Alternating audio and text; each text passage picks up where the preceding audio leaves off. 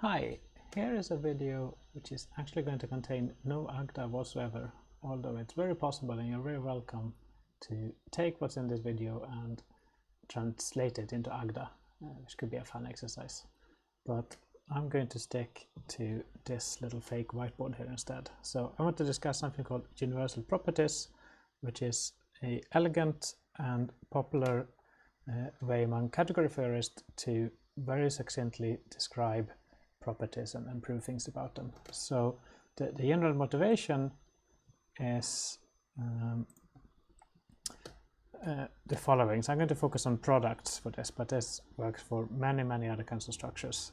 And products occur in many branches of computer science and mathematics. So I've listed just a few here, and I'm sure you can come up with your own if you want. So it goes all the way from sets of monoids to databases and automata theory, for example. And a natural question is, what do all these things have in common? Why are they called products in all these different branches? So one way to answer this question is to describe these categorically. So all these different branches of mathematics have their own categories where their objects happily live. So we can describe them all as one instance of one concept in these different categories. And then we can also prove things about them once and for all, rather than having to prove that products are associative in all these different categories. So let's see if we can do this. So if we take a category C and we take two objects A and B and we want to describe their product. So this is going to be another object which I'm going to write A times B, and it's going to come with projections, even though we don't know that these are really projections in any sense, but these morphisms which goes from the product into the components. So we have a pi1 which goes into the first component, and we have a pi2 which goes into the second component, right? And so far that gives us a way to take products apart, right? So we also need a way to construct things in the product. And the way we're going to say this is we're going to say that if we have, so we have the product here, A times B, we have the projections, pi1 goes into A, and pi2 goes into B. And now the way we often say this in category theory is, this is a general pattern, is we say that this is the best object of this kind in some sense. So if we have any other object that looks like this, so that's some object P, and we have something which looks like the first projection, call it F, and something which looks like the second projection, let's call it G, then we ask that there is a unique mediating morphism into the real thing. So in this case, we're asking for a morphism that goes like this. So this is sometimes written F comma G for products. But the important thing is that we have a morphism that goes from P into the real product. Right? And furthermore, we want that this morphism makes this diagram commute and this diagram to commute. So if we take this unique morphism like this, and then we take the first projection, then that should be the same thing as doing F. And if we take this unique morphism and do the second projection, that should be the same thing as doing G. Right? So we often write this dashed arrow to say that there exists a unique morphism that has this property. Okay, so this is what I said before, and we can now, if we want, look at some examples. So in the category of sets, A times B really is the product of sets. Right? So this is the set of all pairs A and B, where A comes from A and B comes from B. And in the standard library, we've already seen this particular definition in Agda many times. Right? So that's what we would expect. And in monoid,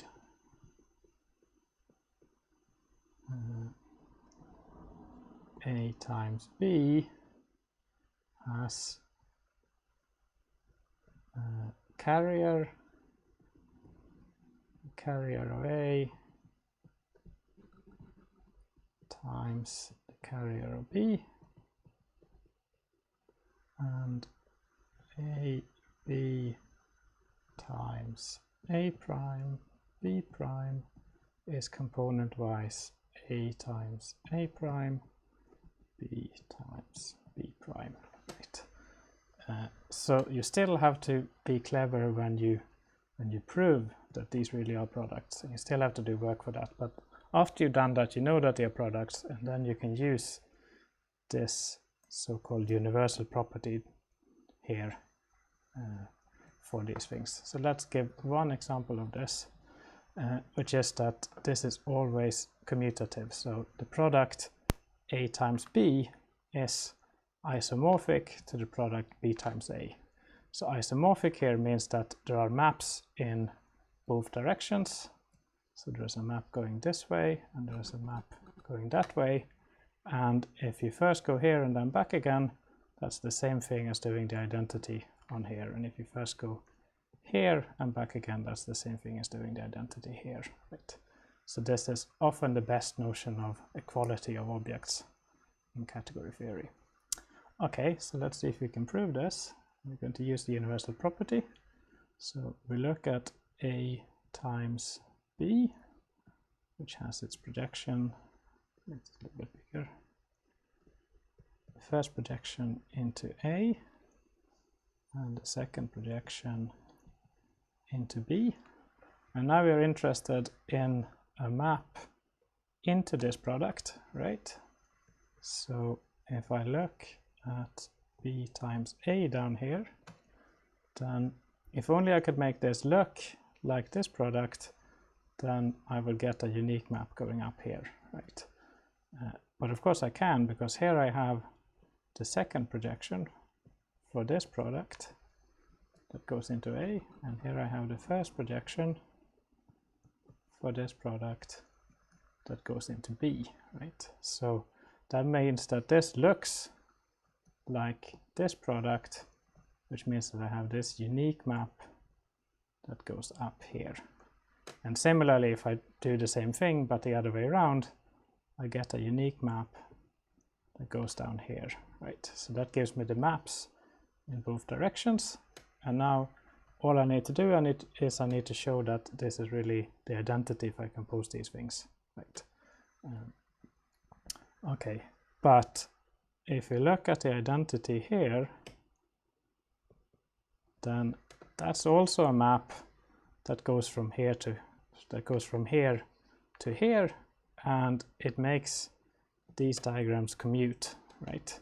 So because we said that this map here was the unique map that made these diagrams commute, or I guess we're looking at this one now.